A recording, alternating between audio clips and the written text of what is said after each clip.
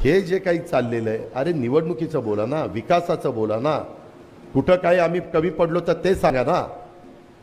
भावनिक कशाला मुद्दा करताय? आज सगळे तुमच्या घरात पण एखादी व्यक्ती वयस्कर झाल्यावर पोराच्या हातात देते ना धंदा, का नाही देत? मग द्या ना आमच्या हातात. थांब जरा, माझा ऐक आता.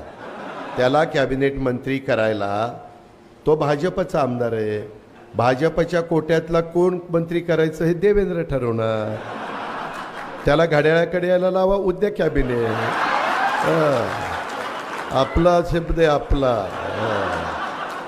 आता 10 लोकांना केलं की नाही मंत्री? आपण केलं आपण. बघ पटतंय का बघ.